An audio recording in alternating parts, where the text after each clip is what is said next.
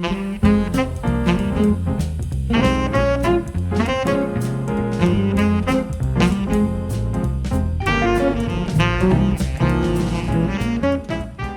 to the Innovative Hotelier, brought to you by Hotels Magazine. I'm your host, Robin Trimmingham. As we all know, understanding urban hotel industry trends is essential for hotel owners, investors, and operators to stay competitive in this fast-paced hospitality sector. While there's no doubt that the urban hotel sector has been making the most rapid recovery in 2023, there's definitely still work to be done to reach 2019 operating levels. My guest today, Annie Fitzgerald, is a career hotelier and current general manager of the Westgate Hotel in San Diego, and she's here today to chat about navigating the current state of recovery of the urban hotel industry and trends that will likely dominate this busy sector as we head into 2024. Join me now for my conversation with Annie. FOH is a global food service and hospitality company that manufactures smart commercial-grade solutions. Headquartered in Miami, the company designs and manufactures all their restaurant and hotel products. They have showrooms and distribution centers located throughout the globe, and their products are always in stock and ready to ship from any of their distribution centers worldwide.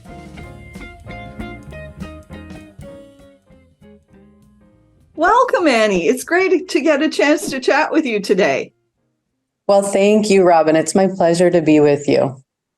I always love talking to career hoteliers because you always have such an interesting perspective. So I think this is going to be a great conversation.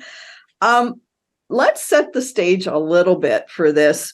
As everybody knows, urban hotels were disproportionately affected by the pandemic. And I came across this statistic from June 2021. I think it was from the American Hotel and Lodging Association. They did a survey asking people about their travel plans, and a whopping 71% said, like, no way were they going to go to a city or an urban center for travel. But you guys were having to operate during that situation in an urban center. What was that like? Yes, Robin, we were. And when you ask me that question, you take me back visually and, some of the emotions that we were going through. I have to be grateful and approach that question with gratitude that at the Westgate Hotel in San Diego, our market had a very special positioning, especially with the drive market.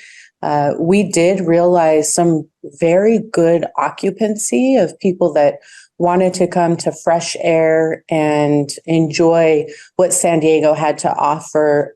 We are positioned in an urban area. We're right downtown, but the benefits of the beach and the water and hikes nearby and the availability of outdoor activities that made people feel safe, not to mention the spaciousness of, especially our property. There's a lot of spacious outdoor areas for people to enjoy, from our terrace to our Aquavie Fitness and Wellness Center.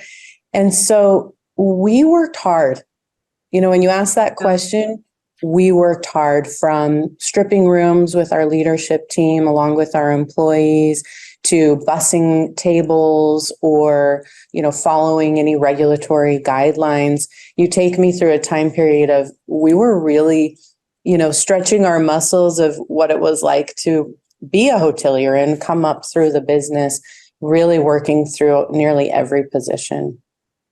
I love how you say that it was sort of a all hands on deck atmosphere and, everybody doing just whatever needed doing. I mean, that is absolutely the best way to be as a hotelier. And, there's a couple of brands I could think of. I really wish that they understood that no, management doesn't stay in the glass tower and make everybody else deal with stuff.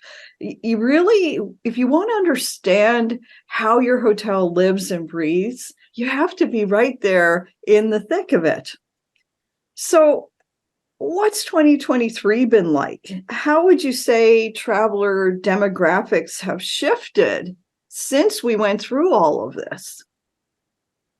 2023, we were able to really temper our stride. I think things leveled out a little bit where it feels a little bit more normal with travel.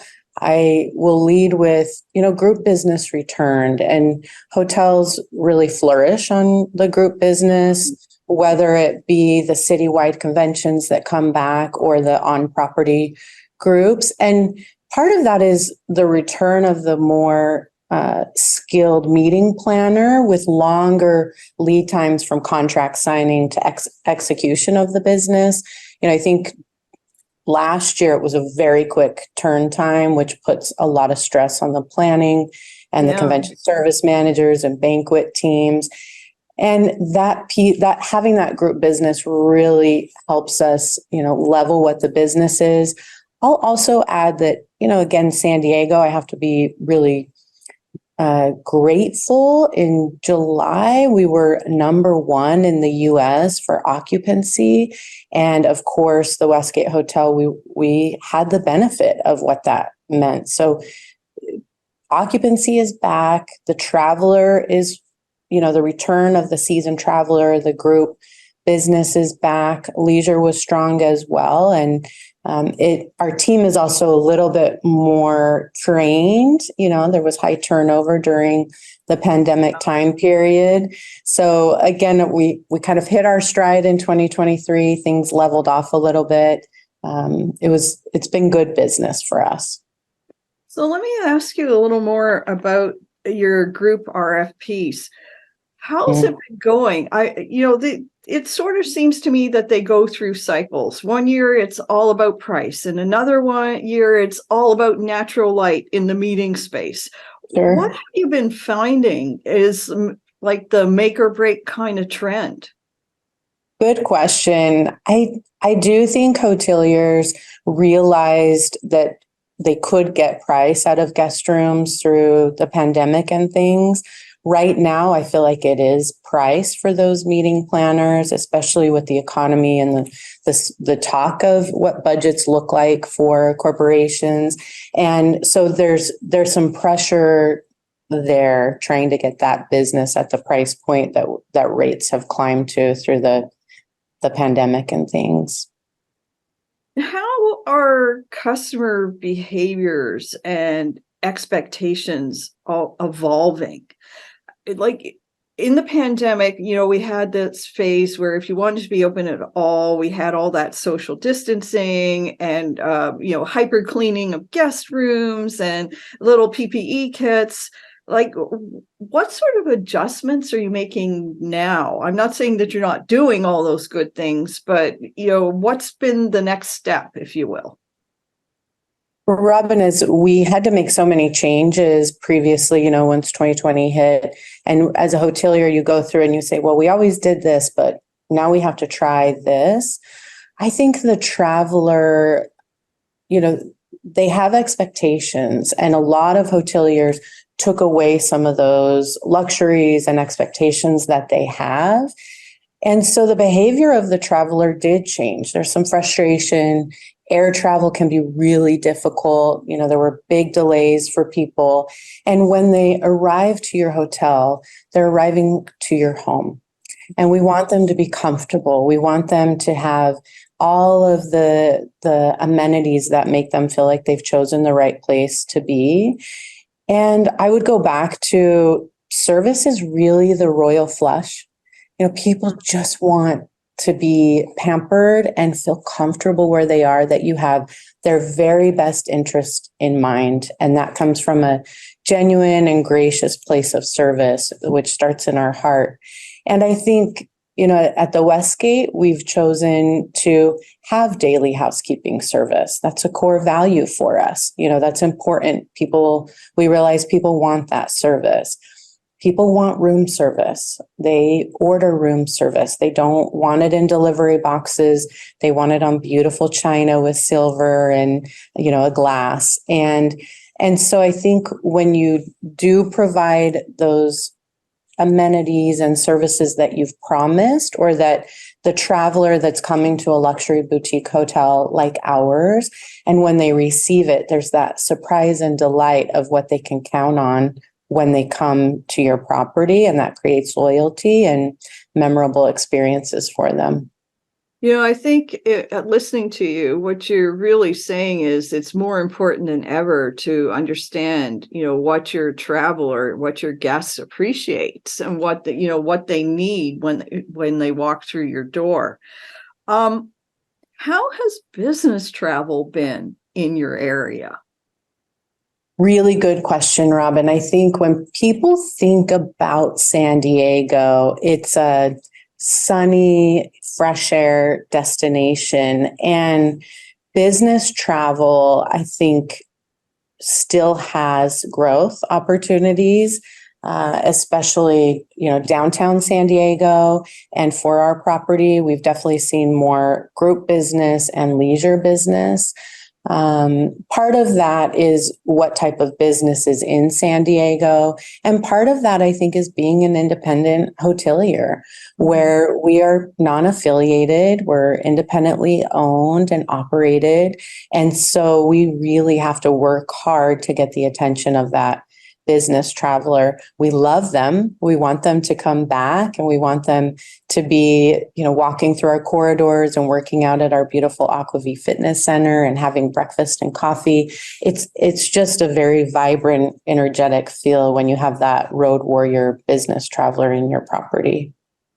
Yeah, and as much as there are some who are absolutely diehard loyal to one brand, and it's all about the loyalty points and the upgrades and the perks, I think you're absolutely right. I think there is another kind of business traveler who's like, you know what?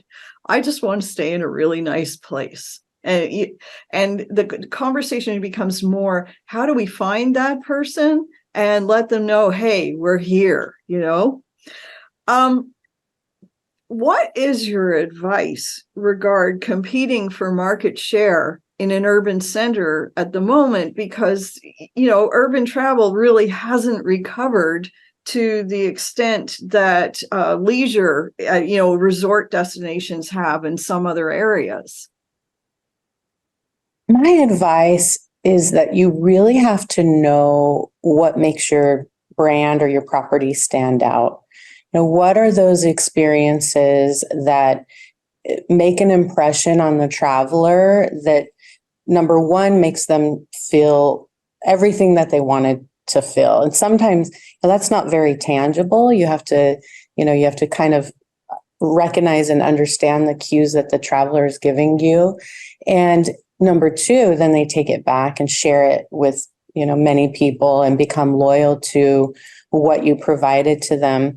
I think for our property and for our brand, Grand America Hotels and Resorts, we really stand out in transformative spaces, beautiful, elegant, indulgent areas for people to feel like they belong. And when they walk in, they've arrived to, at the Westgate Hotel, to the Palace of Versailles. And wow, where else can I get this experience in the United States? And then we really take pride in the experiences that we offer, whether it's afternoon tea in the lobby or our state-of-the-art fitness facility where you can go to sound bath experiences at the end of the evening or yoga in the morning. And so I think it's important to, again, know what you provide to that traveler, and then really make sure that you tell that story fully and appeal to those benefits of the person that is going to choose your brand, and deliver. Once they do come to you, make sure you deliver and you listen and pay attention to what they need from you, and if you're hitting the mark or you need to make a little tweak. I think that's really good advice that a boutique hotelier listening anywhere in the world could really take advantage of. And that's what this podcast is all about. It's about sharing ideas and helping each other grow stronger together. In your opinion, How viable is it for urban hotels to attract leisure travelers to make up for missing business travel? Is that a strategy that really works? The business travel will always be kind of that cream of the crop. It's so important as a layer of your business in the hotel. With that being said, never underestimate the power of the leisure traveler, especially as the generations are growing. And, I really embrace Gen Z and their appetite and desire to travel and experience and know what the world looks like. And so I do believe that leisure is really important layer of the cake.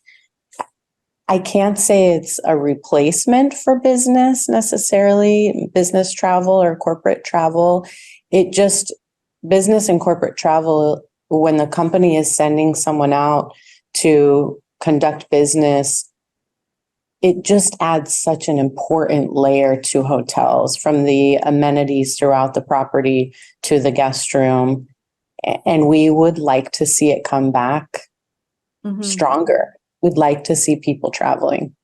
I think you're making a good point when you bring up Gen Z, because my understanding is, they live differently than previous generations. A lot of them are choosing to live in smaller dwellings or condos. A lot of them are choosing to rent long term, as opposed to buying into the idea that, oh, you have to buy a house right away.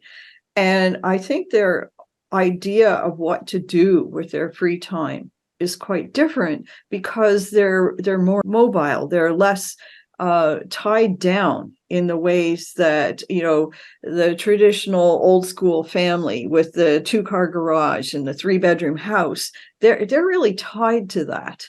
It's much easier for these younger people, I think, to just pick up and say, hey, let's go work a day in the city, and hey, we'll spend the weekend. Absolutely true. I have a beautiful bonus daughter that's 25, and she just came to visit us last weekend. Voracious appetite to travel. Asia, Central America, across the United States, and everywhere she goes, she has these amazing experiences she shares with me, and she's planning the next trip. She's going to make it happen. So, and I have to be so excited and, reflective that this is a time in her life to take that opportunity and really embrace that Gen Z traveler, when they're also choosing our property, we can offer so much to them, especially, again, I'll go back to our European style hotel, this idea of a dupe vacation. They don't have to get on a plane and travel to France to go to the Palace of Versailles. They can come to San Diego and walk in our lobby and experience it. And then they may plan to go to France from there, but they got their first taste of what that might feel like and look like. Established in 2002, FOH is a woman-owned global food service and hospitality company that manufactures smart, savvy, commercial-grade products, including plateware, drinkware, flatware, hotel amenities, and more. Driven by innovation, FOH is dedicated to delivering that wow experience that restaurants and hotels crave, all while maintaining a competitive price. All products are fully customizable, and many are also created using sustainable, eco-friendly materials such as straws and plates made from biodegradable paper and wood, and PBA-free drinkware. FOH has 2 established brands: Front of the House, focused on tabletop and buffet solutions, and Room 360, which offers hotel products. Check out their collections today at fohworldwide.com.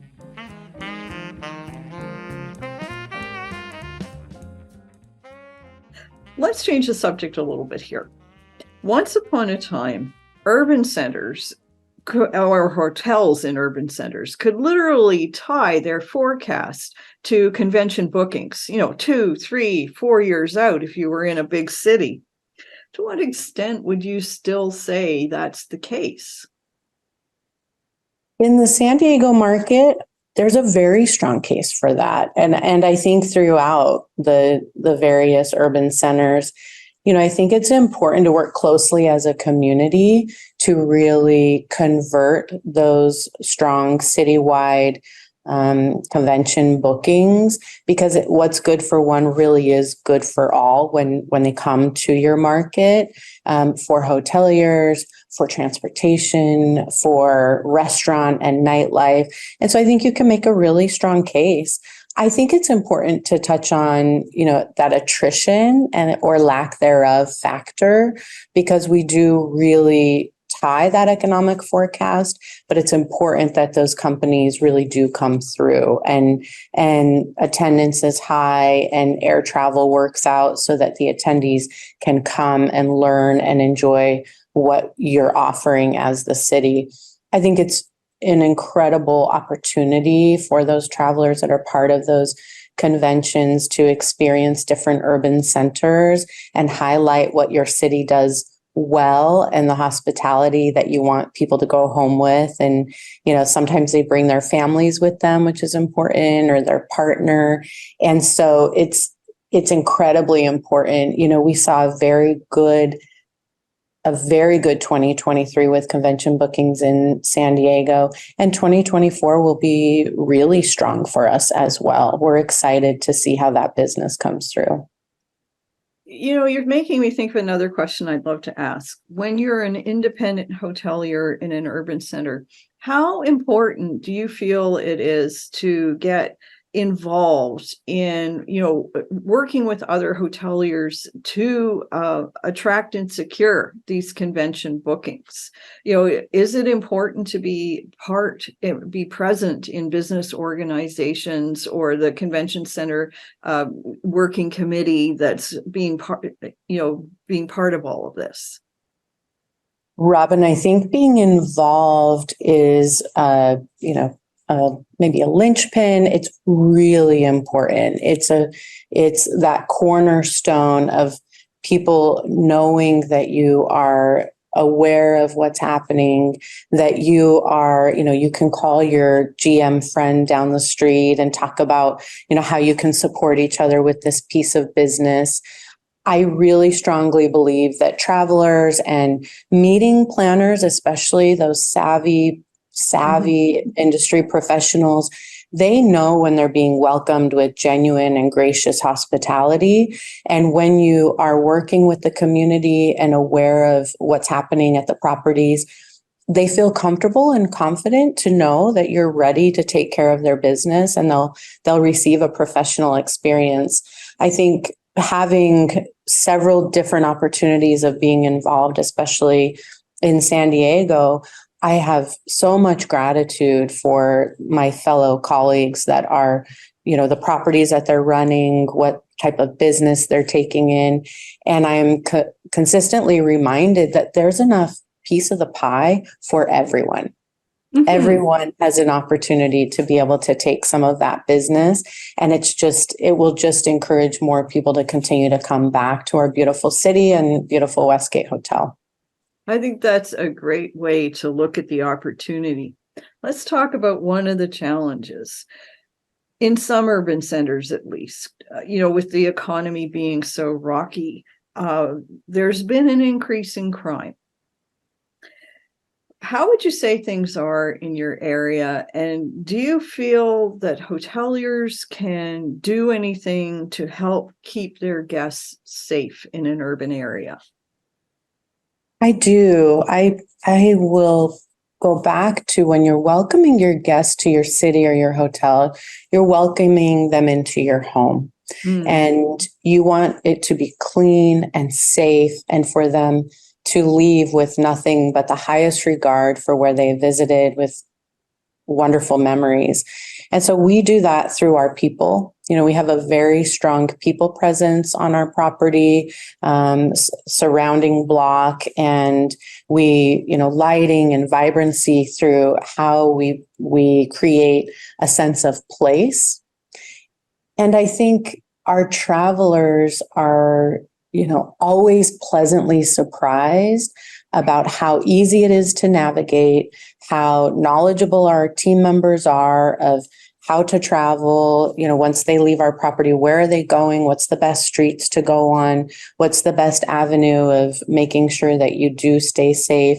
And I think San Diego has done a very nice job working together through different coalitions or the associations to ensure that we are maintaining a safe urban center for people to come visit, and that it's welcoming for people when they do come. It's one of our highest priorities. I consistently say there's no service without safety.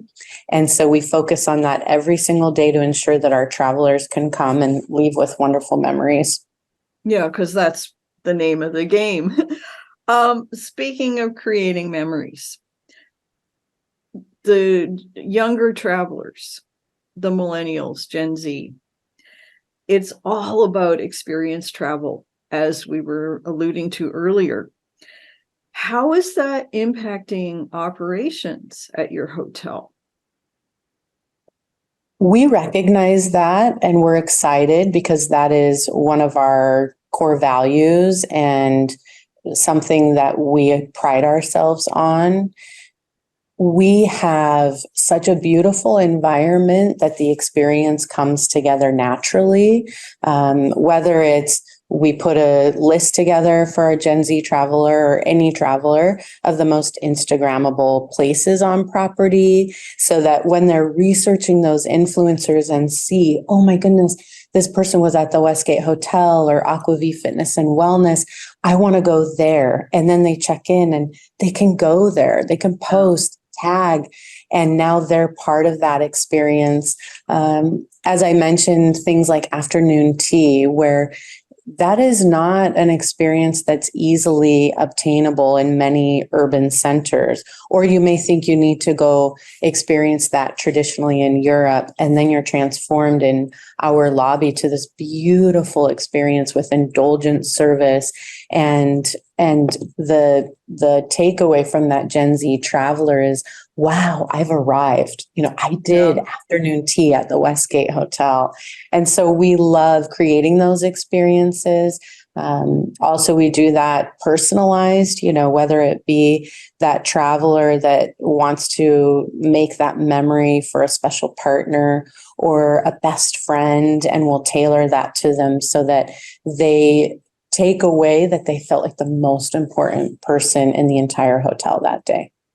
I love that you focus on making your experiences accessible and authentic, because one of the mistakes I think that some people make in the age of Insta moment is that they stage things that you either can't do or can't do how they're staged in the images. And then you get there, looking for the blue drink with the pink hibiscus, and it's nowhere to be found. Absolutely.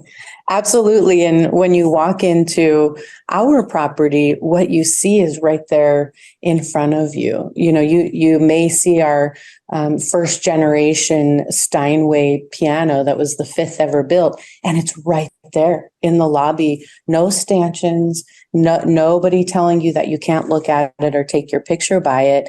And that really, truly makes you feel special. Yeah. And remembering that human connection of, we trust you, we want you here, and we want you to indulge yourself while you're here, is very, very powerful with people. Let's talk about revenue, because obviously the listening audience, they're hoteliers. So, in the age of seemingly spiraling cost, some hoteliers are simply closing floors to maintain ADR. Okay, that's one strategy. What do we think of that? Is this something that you'd recommend, or would you recommend focusing on RevPAR or something else? What's the way to go here? Closing floors feels like a low-hanging fruit for some hoteliers.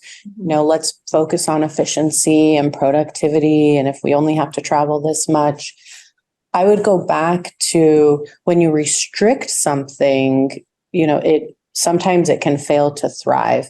So focusing on that RevPAR and how to grow your RevPAR and using the creativity of what does that balance of our occupancy with our ADR really look like is how you will grow what that revenue stream looks like. There's a really loud message that you send to your team members when they know, oh, half the hotel is closed off now and we're not using that half. Well, it's important to be smart about how you're renting your hotel and how you're placing guests. But again, you don't want to restrict too hard. Things really fail to thrive when restriction comes through. You need to help things grow and focus on what that growth looks like. Yeah, I agree. It's very important to be really forward thinking. How can we incorporate something new that has perceived value, but not necessarily sticker price cost, Absolutely. On an equal level. Mm-hmm. So Airbnb, say they just bought an app that's going to, change everything. Mm-hmm. Well, more power to them. What would you say about Airbnb and short-term rentals? Are they really negatively impacting urban hoteliers? Is there a place for everybody? What's your take on all of this? Airbnb has changed the traditional hotel, how it's perceived. I think there's a place for certain travelers. Honestly, when I think about Airbnb in an urban center, my number one concern comes to employees and housing more than anything. And, where do employees live in the city to be able to come and work for properties easily? I also think it's very important for people to remember that hotels are very special. How can you pick up your phone in an Airbnb in the middle of the night if you don't feel well and there's no one? And at a hotel, you are going to get our amazing, amazing night auditor who is probably going to bring you a glass of water, an Advil, or a fan, whatever you need, and really envelop you in feeling like I have somebody, I have something, or someone to park your car. I would, when you're taking that Airbnb, where are you going to park your vehicle? It sounds small, but oh no, in a city, that's a good question. It is, and valet parking is such a luxury where someone's going to take care of your car. It's in covered parking. You're in a well-lit area, walking to and from.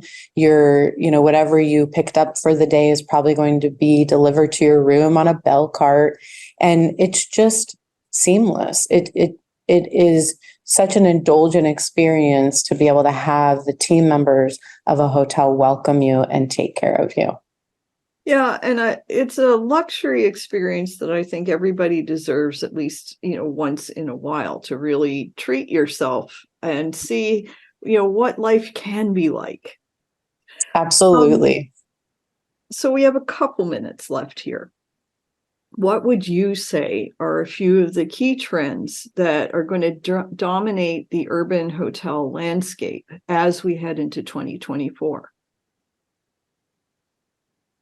I consistently think about people are focused on wellness, Robin. I think they want to live long and be well and be healthy, especially from all that we've recovered from. And I see that as a very large wellness trend, whether it be what your menu looks like or, sober trips, whether it's mocktails in the bar and you're still enjoying yourself, or staying at a, beautiful urban resort like ours that has Aquavie Fitness and Wellness, 40,000 square feet of fitness, yoga or sound bath.